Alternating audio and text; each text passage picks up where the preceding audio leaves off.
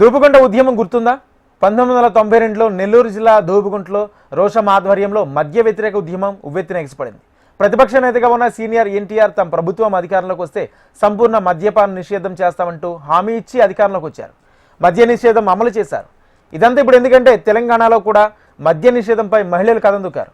గ్రామ పంచాయతీ ఎన్నికల్లో ఇచ్చిన హామీ మేరకు సర్పంచ్ గ్రామంలో బెల్ షాపులను మూసివేయించి ఆదర్శంగా నిలిచారు. మా గ్రామంలో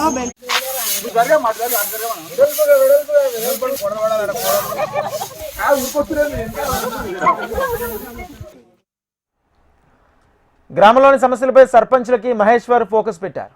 ఒక్కొక్కటిగా సమస్యలను పరిష్కరిస్తూ గ్రామస్తుల ప్రశంసలు పొందుతున్నారు. యాదాద్రి భువనగిరి జిల్లా మేటగుండూరు మండలం కదిరేనిగూడెం గ్రామంలో బెల్ షాపులతో మహిళలంతా విసిగిపోయారు. ఇంట్లో ఉన్న మగాళ్లు పొద్దంతా చేసిన కష్టాన్ని బెల్ షాపుల్లో తాగుడికే తగలేస్తున్నారు. ఆ ఊరు పంచాయతీ ఎన్నికల్లో అది ప్రధాన సమస్య అయింది. ఇంట్లో మగాళ్లు మద్యానికి బానిసలైతే ఆ కుటుంబం ఎలా ఉంటుందో అర్థం చేసుకోవచ్చని లతా మహేశ్వర్ గెలిచిన వెంటనే బెల్ షాపులను మూసివేస్తామని మాటిచ్చారు. సర్పంచ్గా గెలుపొందడంతో వెంటనే ఊరు ప్రజలతో సమావేశమయ్యారు. తీర్మానం చేసి ఊళ్ళో నడుస్తున్న బెల్ షాపులను మూసివేయించారు. చాటుమాటున ఎవరైనా బెల్ షాపులు నడిపితే భారీ జరిమానాతో పాటు చట్టపరమైన చర్యలు తీసుకుంటామని హెచ్చరించారు. బెల్ షాపులకు ఫుల్ స్టాప్ పడడంతో మహిళలంతా సర్పంచ్ లతా మహేశ్వర్కు జేజేలు కొడుతున్నారు. మా భర్త తాగుతాడు, నా కొడుకు తాగుతాడు సారు. నేను ఎన్నిసార్లు ఇబ్బంది పెట్టినా కానీ మస్తు మంది నన్నే తిట్టిరు సారు. తిట్టకుండా మీరు బంద్ చేసిన వాళ్ళు కావాలి. మాది మోటకొండూరు మండలం, మాది నా కదిరేనిగూడెము నోముల కమలమ్మని. మీరు బెడ్ షాపు బంద్ చేయాలి. ఎన్నో సార్లు అన్నా కానీ అట్నే అమ్ముతుంది సారు. మొన్న పిలిపించినా కానీ పక్కింట్లో మేము సార్ను తోలితే మా ఊళ్ళో పెద్ద మనిషిని తోలితే పక్కకు పోయింది సారు. మందులు పెట్టి పక్కకు పోయి తాళం వేసి అందులో ముసలమ్మ ఉంటుంది. ముసలమ్మతోటి మస్తు మాట తీపిచ్చింది. నన్ను మంది అమ్ముతారు, బెల్ట్ షాపు అమ్ముతారు కాబట్టి ఇబ్బంది పెడుతురు.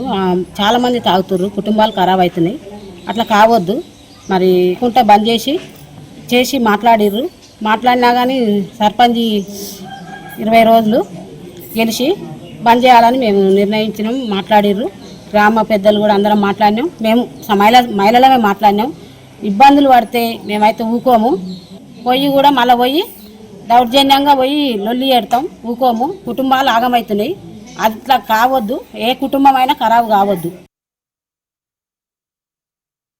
మా ఊర్లో చాలా వారం నుంచి 10 సంవత్సరాల నుంచి ఎన్నోసార్లు చెప్పినా కానీ వినలేదు. వారం రోజుల కింద సర్పంచ్ అమ్మతోటి మేము మాట్లాడి మా ఊర్లో బెల్ట్ షాప్ పెట్టొద్దని మేము చెప్పినా కానీ కేర్ తీసుకోకుండా పక్కంగా పెట్టి ఎంతోమంది సాయంత్రం ఉదయం ఛాయ్ తాగే టైంకి పోయి తాగి చాలా మంది ఖరాబ్ అయిపోతున్నారు.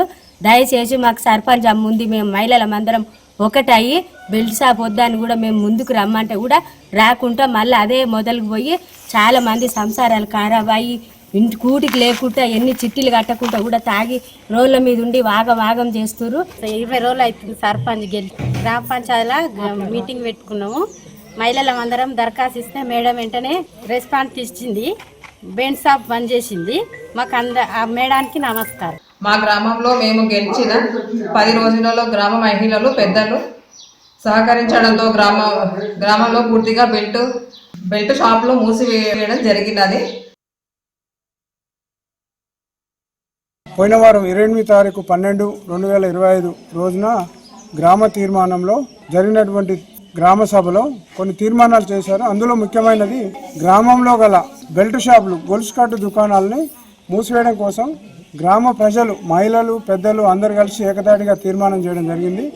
ఈ తీర్మానంలో భాగంగా ఊరు ప్రజలంతా ఏకమై ఊర్లో జరుగుతున్న కుటుంబాల కలహాలే కానీ ఈ బెల్ట్ షాపుల వల్ల కుటుంబాల్లో వచ్చే గొడవలే కానీ ఆర్థిక నష్టం, ఆరోగ్యం దెబ్బతినడం వల్ల ఊరు ప్రజలంతా ఏక నిర్ణయం తీసుకొని దీన్ని స్వాగతించారు. ఈ స్వాగతించినందుకు గ్రామ పంచాయతీ పాలక వర్గానికి గ్రామ ప్రజల తరఫున ధన్యవాదాలు చెప్తూ తీర్మానాలు ముఖ్యంగా తీర్మానం చేయడం జరిగింది. ఒకటి అంగన్వాడీ, ఒక స్కూల్ రీఓపెనింగ్ దాని గురించి, అలాగే అంగన్వాడీ గురించి, అలాగే ఊళ్ళే మద్యపాన నిషేధం గురించి, బెల్ట్ షాపుల గురించి మహిళా సంఘాలు అందరూ ఏకతాటికి మీదకి వచ్చి దాన్ని క్లోజ్ చేయాలని దాని మీద ఒక తీర్మానం చేసి దాన్ని క్లోజ్ చేయడం కూడా జరిగింది ఈ రోజుకైతే. నెక్స్ట్ వచ్చేసి మా గ్రామ పంచాయతీ ముఖ్యంగా ఉన్నది సీసీ కెమెరాలు. ఒకటి సీసీ కెమెరా బిగించడం జరిగింది. దాని పర్యవేక్షణ కూడా మా గ్రామ పంచాయతీ పరిపాలన చూసుకోవడం జరుగుతుంది.